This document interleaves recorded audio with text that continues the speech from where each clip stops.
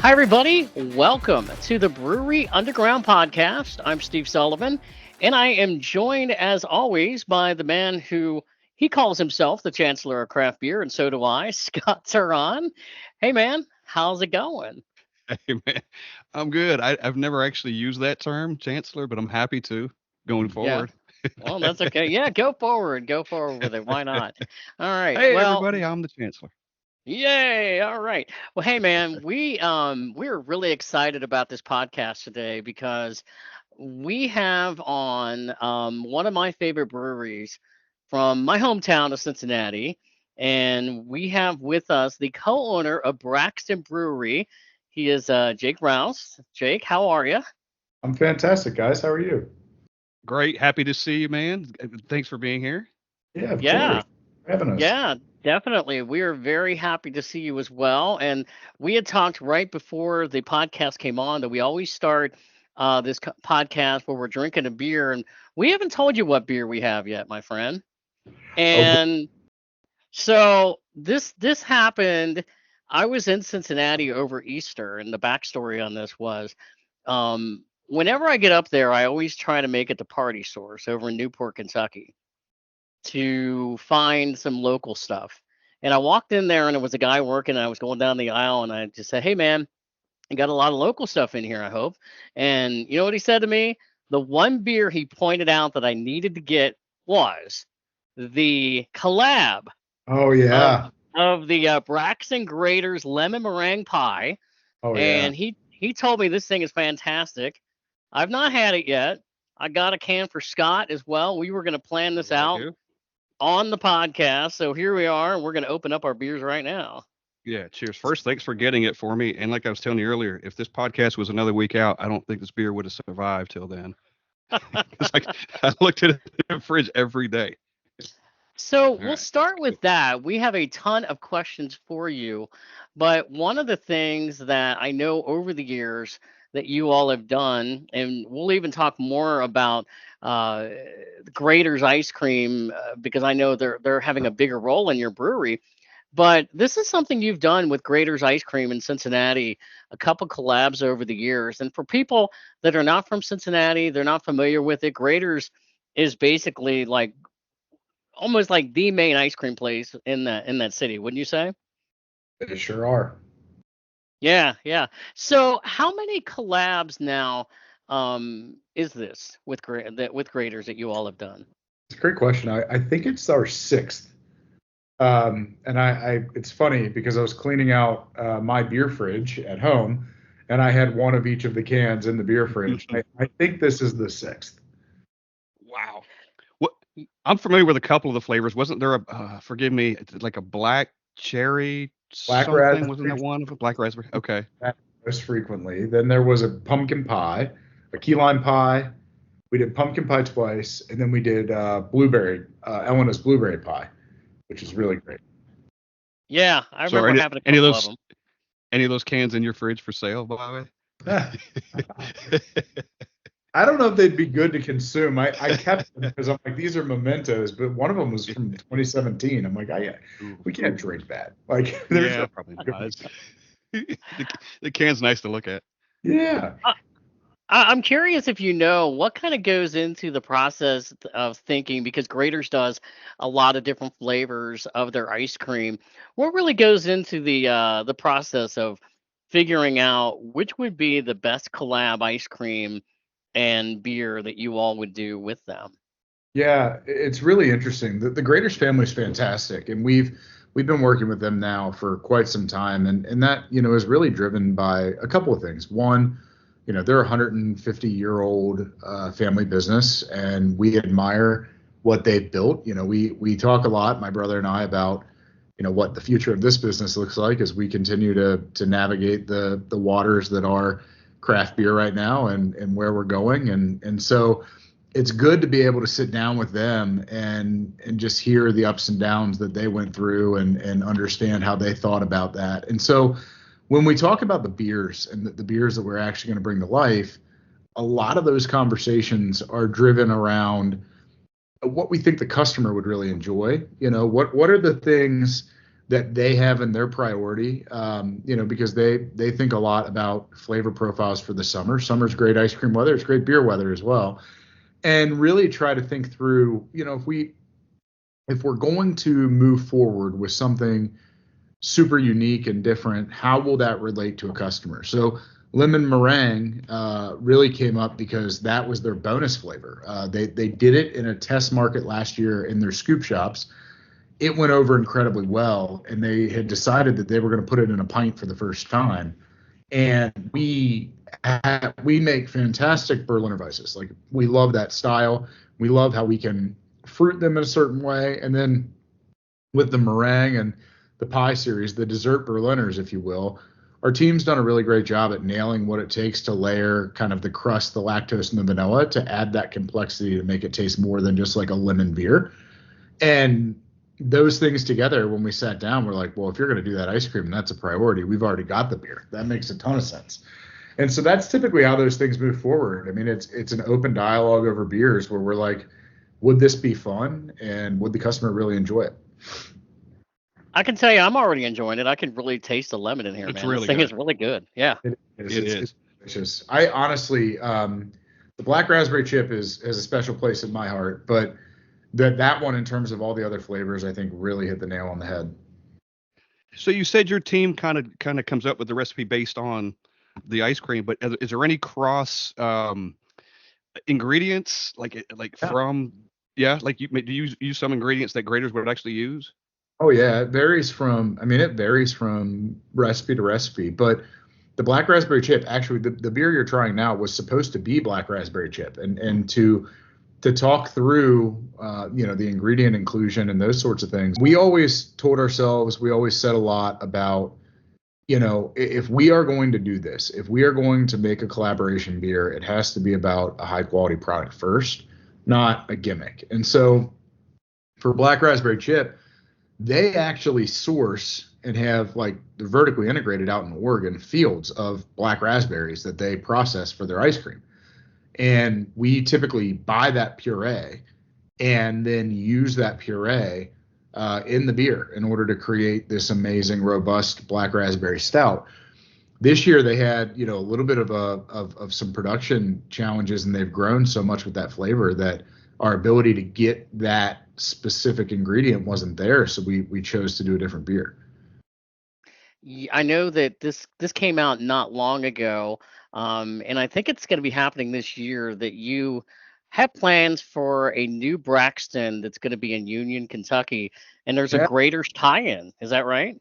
Oh my goodness. Yes. This is 3 years in the making, and really glad to say I was out there last week. They're moving dirt, they're building the buildings, but we, like I said, the Graders customer and our customer are really complementary. They're both family driven. They're both, love flavor, love big, bold flavor, high quality ingredients. And we've learned a lot from each other, so much so that we decided we really wanted to take the collaboration one step further. So we're launching in Union, Kentucky, which is legitimately in the backyard of Braxton Drive, where my brother and I grew up. I mean, if we were to look out of our childhood room windows, it would be right in the backyard. It is 100 yards from where we grew up, which is awesome. But Yeah. it's a brand new brewery and tapper being built in collaboration with Grader's Ice Cream and Dewey's Pizza, which is a fantastic family pizza chain here in Northern Kentucky. And actually, they're in about 6 states now. But we just really found an opportunity to put, this beautiful building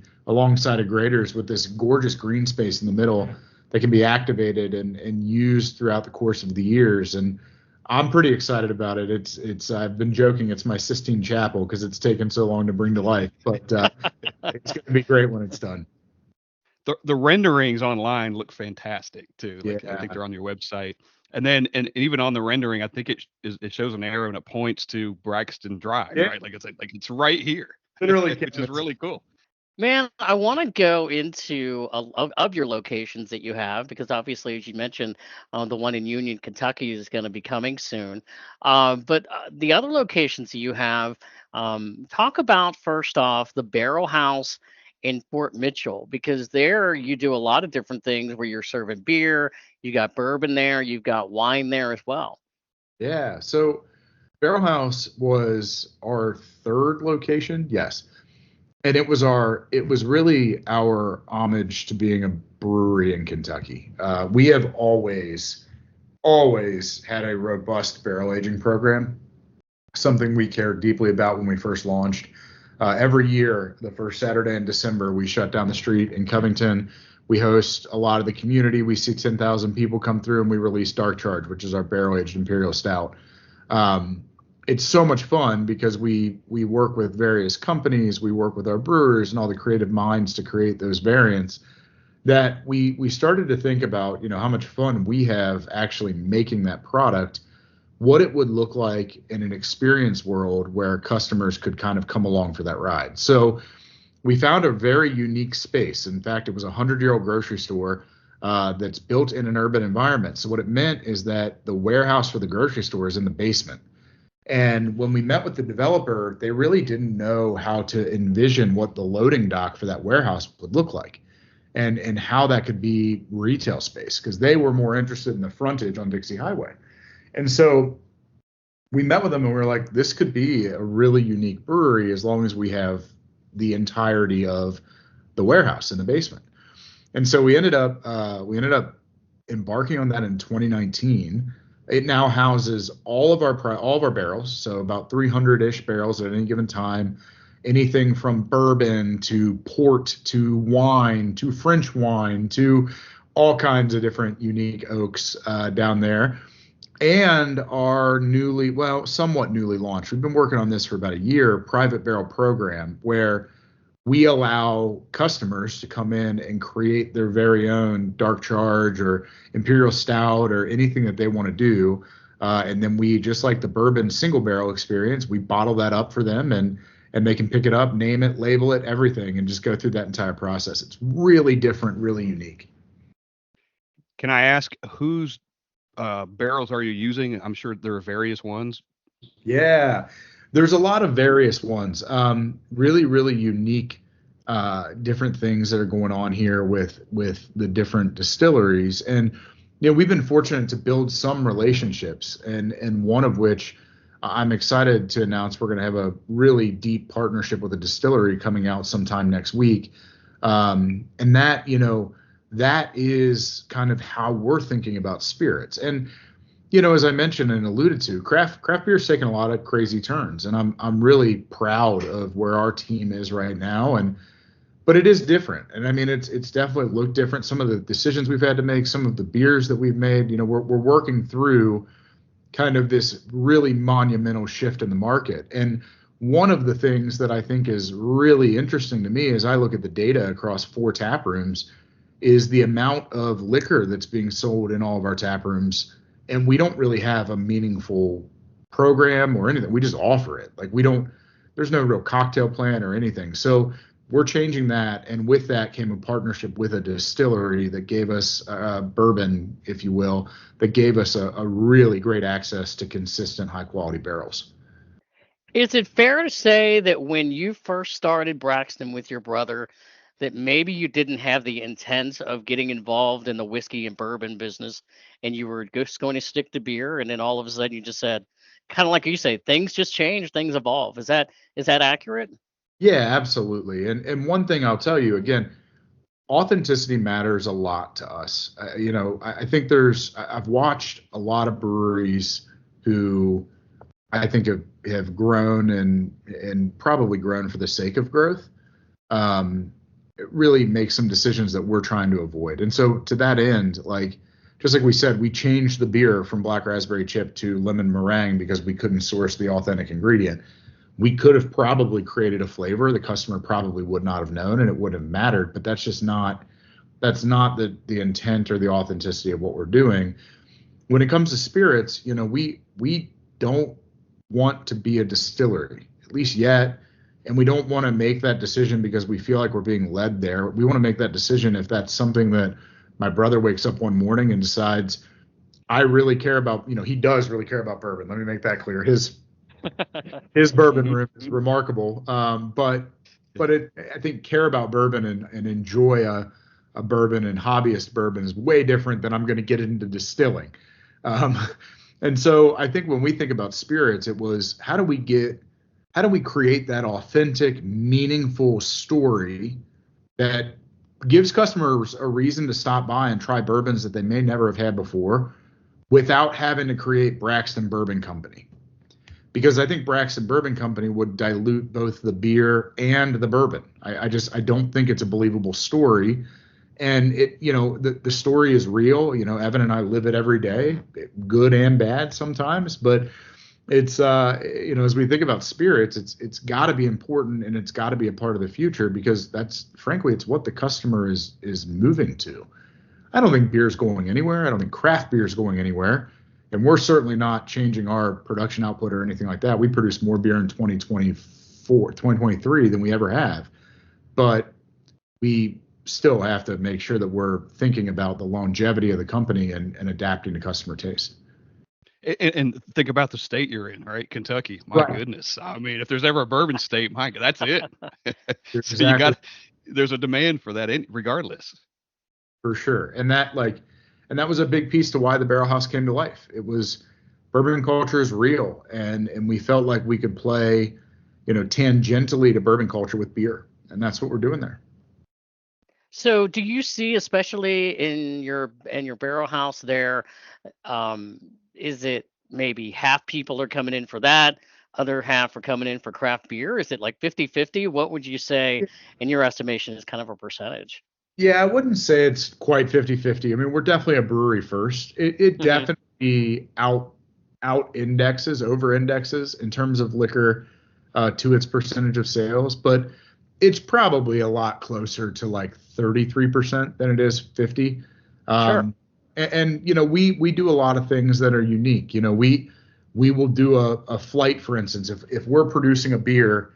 I'm trying to think of a prime example of this, where we produce a beer that has a very unique barrel that we're aging it in. We'll bring in that bourbon or wine for that instance, and let you try that liquid as well, so you can kind of get a sense of what was in it prior and just give that kind of robust kind of journey, if you will. About that program, so when someone goes in and wants to do it and get themselves a bottle, is it kind of a minimum for that, or Yeah, so it's interesting. Right now it's rolled out as, you're going in with your buddies and you're buying a whole barrel, which is 200-ish bottles. But okay, we're actually working on rolling out, and I think it'll happen, my guess is sometime in June, where we will condense that down to much more of a approachable price point and enjoyable evening, where think about there's only 8 total people that can enjoy a barrel tasting experience before it gets really diluted and really, difficult to kind of manage and maintain. But think about, if you did 8 tickets and 4 of your buddies and wanted to go, everybody kind of agrees on what the beer is. And then, we bottle it up, and in a week or so you come back and get it. So we are working on that, bringing it down a little bit to where it's in the hundreds of dollars, not the thousands of dollars. Because it's a lot of beer. And, it was funny. I was talking to my brother yesterday in the office, and I was like, I started bringing in some things as I was cleaning out my beer fridge. I was like, I'm bringing in some of my cellar beer because I'm like, I'm not going to drink all of this. There's no way that I can. So I bring it into the office and I send a Slack message, and I'm like, anybody who wants some of this, come, first serve. And there's been some enjoyable stories I've gotten out of it. Sounds like a good problem to have, honestly. Yeah. I'm really curious. Everything is a learning process for anybody, and I'm sure you guys, when you and your brother started Braxton and the beer that you were learning, but has it been more of a learning process for everything that you've been doing now with whiskey and bourbon and things like that? Has that been a bigger challenge for you? I think it's been less of a bigger challenge in that we're not actually making it. So that's hopeful. We don't have to learn the manufacturing world yet. We're working through some rectifying, which is blending and those sorts of things. But I think that what is harder now than ever before, and it's very interesting, and I'm going through it myself, and I don't know, I'd be interested to hear from you guys if you're going through it. But in the past, and I think prior to the pandemic is where I'll use kind of that massive cataclysmic shift in flavor. Before the pandemic, I felt like I had a really good handle on what people wanted to drink, like where they were going, why they were making the decisions that they were making, and where we should go 2, 3, 4, 5 years down the road. The pandemic happened, and that kind of happened right alongside of the hard seltzer craze. And I think all of that change at once just completely blew open the trends. And what I'm seeing in myself, and it's really interesting for me because my brother jokes about me all the time. Like I've been super focused on my health over the past year, and like I've dropped a ton of weight, but in doing that, like I'm just not drinking a ton of beer. I still love our beers. I'll have beer at happy hour, those sorts of things, but it's more seltzer, it's more low calorie stuff, it's spirits, it's those types of things. And I know a lot of my friends that are my similar age are doing something similar. And the reason I say that is because right now, as we're really kind of thinking about the challenges that we face and where we're going, it is very interesting. Like there's this dichotomy of flavor where customers either want better for you, under 100 calories, 4% alcohol, which means I'm sacrificing flavor for the ability to have a social night out, or alternatively, give me as much flavor, as much sugar, as much possible. And anything that's getting caught in the middle is kind of just in no man's land. So it's been really interesting to try to play that a bit. We're fortunate that, we've had garage beer and all the fun that's happened with that and watching that thing grow. But now, it's like, where do we go and what does this look like? Yeah, we've heard this term, like there's a settling out a little bit from some of that craziness, some of the crazy craft beers, and there are more beer flavored beers, and I love that term. Yeah, beer That flavored. kind of, yeah, like just kind of back to basics is what it seems like. Pills, lagers, I've talked about this a few times. I've got a newfound appreciation for them in the last couple of years because the flavors there, and I like the crazy stuff too, but there's some of that's kind of going away, it seems like. For sure. Yeah, and I, it's interesting. Like for us, we played kind of the opposite end of that when we were looking at our portfolio for this calendar year, and we said, look, our best selling beer is, right now, craft beer that is not garage. Garage is a whole nother animal, and I'm sure we'll talk about it at some point. Yeah. But our best selling beer that is not garage is a blood orange radler that we have, and it is the exact opposite. It is the exact opposite of garage beer. It is 4%. We joke you're going to get diabetes before you get drunk off drinking that thing. and it, it's just big, bold flavors, and it's delicious. It sells great. So it's very interesting, like how that all plays out.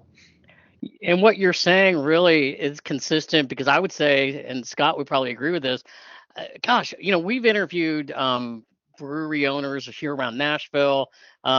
We had one of your competition, probably friendly competition. We had Rheingeist on not long ago as well. And I think a lot of everybody is saying that the demand for ciders and the demand for seltzers has really, really gone up quite a bit. And I can't really say, or I can say, if you would have told me that 2 or 3 years ago, I mean, like, there's no way, really. Right. Yeah, and part of that is if you talk about the tap room, when you go into tap room, now there's something for everyone to drink. It's not just somebody comes in, I don't like beer. Oh, we have these other options as well. Even back to the liquor, like you talked about.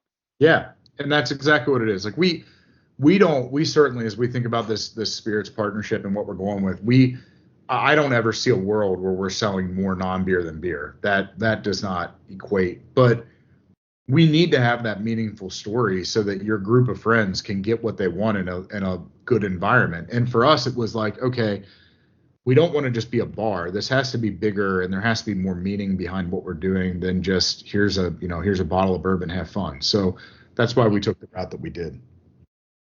No, it's great. And then you see people come in and you got diverse groups, and they tend to stay longer, right? Because everybody can have something that they like, and they're not off to half the group wants to go do something else. So it keeps them in there longer. And I think it seems like everybody's doing that, which is very, very smart. Yeah. So I want to talk about one of my favorite, and I'm not kidding because you can ask Scott. One of my favorite locations to go anywhere. If you said where can I go for 6 or 7 hours, maybe not that long, to enjoy craft beer, Hey, we've maybe done that it. long, it depends. We've done it. We've almost done it. It would be your location, Braxton and Covington. Man, the place is awesome. I know we started going even before the rooftop got open. And then when that rooftop got open, I mean, I went up there and I was like, I'm sold. I'm sold. Yeah. Can you really talk about because again, being from that area, Sure. people that aren't from the area, but then people that are will appreciate this. Covington, I feel like, especially where you all are, is you've been part of kind of a revitalization of that area. Would that be accurate to say? Yeah, when it's funny because when we started, Evan and I didn't come from, wealthy backgrounds or anything. We had an idea and we had a lot of really great people around us that believed in us to kind of create what we have done today. But the number of people that looked at me and laughed in my face when I was like, we're going to put this brewery in this place, they're like, no, no, no, no, no, no. And we believed in a vision that the city economic development manager at the time had cast out. It was, with all of the change that was happening at the time in 2015, craft beer had not really migrated from Cincinnati over to Northern Kentucky. And we knew we wanted to be on the Northern Kentucky side of the river, mainly because in many ways, we are Cincinnati's Brooklyn. Okay. We're on the other side of the bridge. It is very different. It is not Manhattan. It is not downtown Cincinnati. But because of the way that the geography works, Northern Kentucky really lacks an identity. Like if you travel outside of greater Cincinnati and you're like, hey, where are you from? You don't say Northern Kentucky because then people instantly think like Lexington, Louisville, very rural. It's like, no, like my brewery is actually the closest geographical brewery to downtown Cincinnati. We are just in Kentucky. Like, Yep. and you have to explain that to people. And so we really wanted to plant a flag in Northern Kentucky and give an identity that people could be proud of. And that's why we fell in love with that building. When we took it over, it was an art gallery. We found a developer that was crazy enough to believe in what we had to do. And I think if he knew what he knew now and went back, he probably wouldn't have done it because the work that had to go into getting all of that equipment in, we had to take the roof off the building and fly things in with cranes. Like, Wow. there's no reason why we should have stayed in the building that we're in. We should have done what everybody else does, find a bigger production facility out in the suburbs and make it. Probably would have been better during COVID, to be honest. But we fell in love with the city, and I still am in love with the city. We were talking a little bit earlier about, kind of where I live, and I'm a mile away from the brewery, not because I'm addicted to work, but because I just genuinely love the area. Like, there's an authenticity, there's a group of people that are very passionate about where they're from, and that sense of place really allows us to create things and want to invest in them. So ironically, 2019, we opened it up just a few months before the Barrel House. We did buy the building back in 2018, and in doing so, kind of put the foundations in place for the rooftop, which is my favorite of our places to have beers that we have. And it's just such a special environment to be able to sit down, kind of overlooks the city. It's got this gorgeous living wall that you can kind of sit down and just enjoy an evening with friends. And it's special. It's real special. So, it makes me really happy that you guys enjoy it too. Oh, we do. And not to mention, you've got taps upstairs too. You've got taps on the rooftop too. You don't have to go down to get beers. You've got them up there. There's an elevator to go up and down. You don't need to use stairs necessarily. One of the times, many times, Steve and I have been there, but we went and we were kind of bouncing around and we're going to here for a couple hours. And then we ended up meeting some people up there. I think we spent 4 or 5 hours. That's awesome. We meant to spend 2, but it was just a beautiful day. It's like, where else did you want to be at that point? Well, and to tell you a little bit, because you could appreciate the beer drinking stories. So Sure. I had a plan that day. We were going to start when the rooftop opened about 11:30, and we were going to go to the Reds game later that evening, which started like 6. And I'm going, okay, here's what we're going to do. We're going to hit 3 rooftops. We're going to go to Braxton. We're going to go over to Brewdog, and then we're going to go to Rheingeist. Well, because we were sitting there at Braxton on your rooftop, and there were some other folks there from like Louisville, and we just started talking to them. And the next thing I know, it's like 3:00, and I looked at Scott and I said, "Man, we got to go." And we went, and we hadn't had any lunch yet or anything, so we go over to Brewdog, and we're sitting there for like an hour. And I'm like, "Man, if we want to go over and get the Rheingeist experience before the game, we got to go." And so as we're planning out our next visit up there, I told him, I said, "I don't think it's a good idea for us to pregame at Braxton. We have to go a day where we're just hitting breweries and we've got about 3 hours and I'm not looking at my watch going, okay, it's game time, game time. So the part you left out is the couple we met. They were supposed to go somewhere else too, and we kept them so long. They were supposed to they were going to meet us at uh, uh, shit. What was the place you just said with the other rooftop? Yeah, Rudolph? probably Brewdog. Uh, Yeah. Brewdog, yeah. And they never made it there. And then they told us where they were sitting at the Reds game, so we got to try to find. I don't think they made it there either. I think we put them down. Oh man, that's funny. That's great. They kept So getting more and more beers. something else about the rooftop that I did not realize, and actually until not long ago, because I'm usually not there in the wintertime except maybe in like December, is you all have an igloo during the wintertime. Talk about that on the rooftop. Yeah, again, and I don't love to reference COVID so much because we're so far behind it, but one of the only good things that came out of that horrific time period was our team's ability to get super creative. And we were in a weird spot where you couldn't be indoors, but you could be indoors outside. And so we basically created this entire experience that allowed us now to use the rooftop during the winter. And what it is we found these beautiful garden igloos that basically build like erector sets, and we have these heaters that are infrared heaters that won't melt the igloos but will keep the inside warm, and we reserve them out for very inexpensive. It's $35 a reservation, and basically gives everybody a 2-hour time spot for up to 8 people. And we partnered with Dewey's Pizza. Again, they're our food partner down there in Covington, and they created a unique menu for it. And so what it does is it allows people to have that night out and that enjoyable experience, because everybody gets sick of being cooped up during the winter. I mean, I know I do. And so that's been a really unique thing to happen. And I think that, as we look forward to what's going on, it's more experiences like that to be able to create things that are special. So I'm curious, do you know if there's any other brewery in the country that's using igloos on their roof? I don't know. I mean, I'm sure there are somewhere, but what it's done for us is it creates a completely separate environment. And you guys have been to our rooftop, like it is very much so a different vibe than the main floor of the brewery. And that igloo bar, it feels like it's straight out of a ski lodge. So the team does a really fantastic job at creating that experience and delivering that every day. And I think that is really, really unique. All right, you knew this was going to come up. Garage beer. And I honestly didn't know about this until a couple of days ago. But obviously, one of your most popular beers you've ever had. But you've spun it off. We did. And if I've read it right, you spun it off and you contract brew it. Now, how does that work? And where does that come from? And what's kind of the thinking behind that?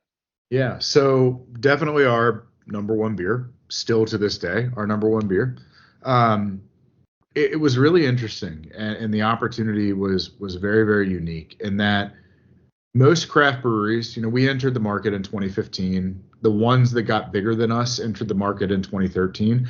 It's very interesting. I think if you were to plot, and I've never done this, but I think it'd be fun to do because I kind of enjoy data. But if you were to plot like year you started in barrelage, I think it would be I think you would see kind of the downward slope, right? And I think that has a lot to do with market opportunities, not about quality of the beer or quality of the brewer or whatever. It's just in the beginning, as craft beer started to go up, more breweries began to try to satisfy that, and that's when you started to see that go down. So, the breweries that started before us, Rheingeist is the brewery that is bigger than us in Cincinnati.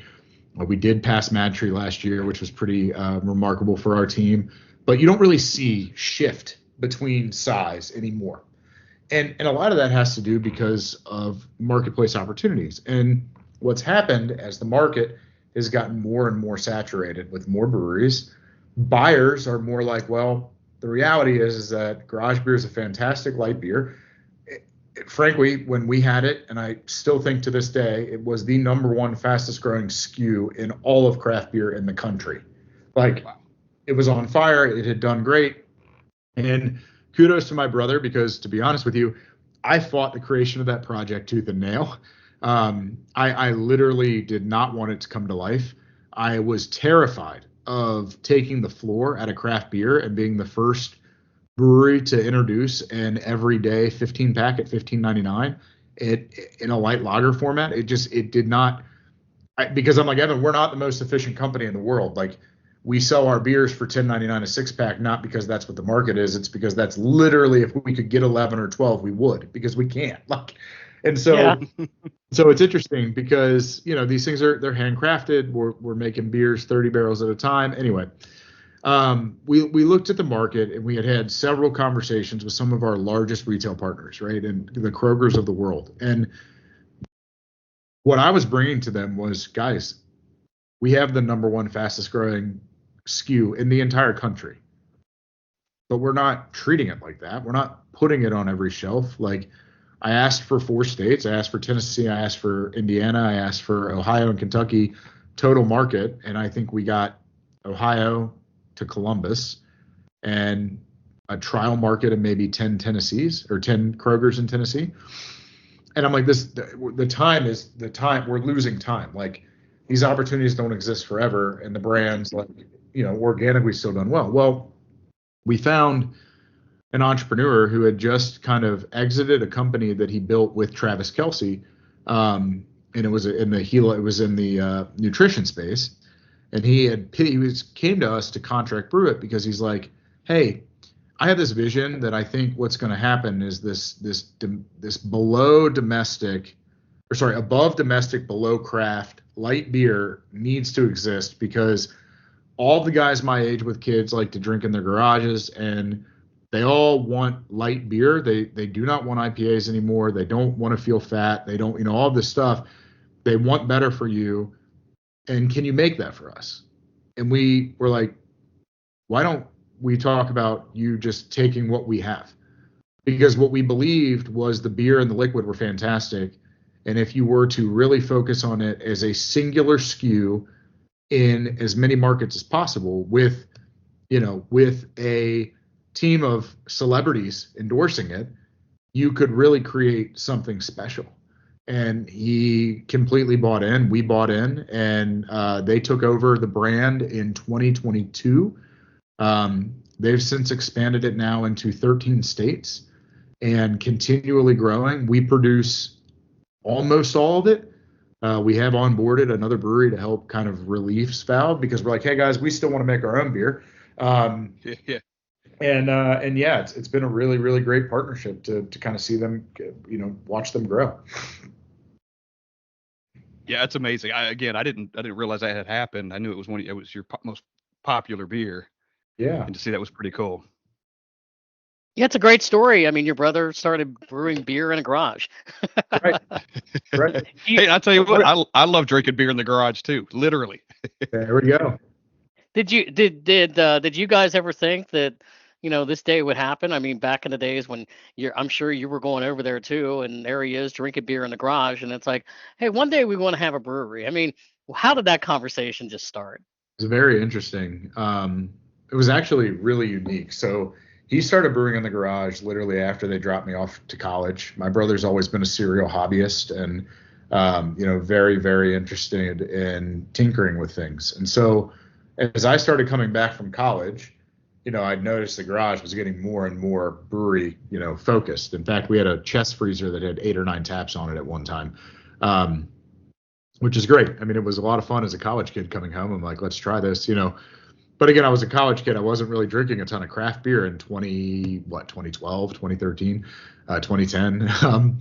And so you're basically, you're trying these things out. And finally, when I went off and graduated, I went into technology, and I watched him just continue to win these medals, like to do things that most homebrewers don't do, much less homebrewers who don't really understand the alcohol environment. Like, he was 17 or 18 years old. Like, sure, he liked to drink his own beer, but it's not like he had grown up through craft beer and knew what a good one tasted like. He loved the science.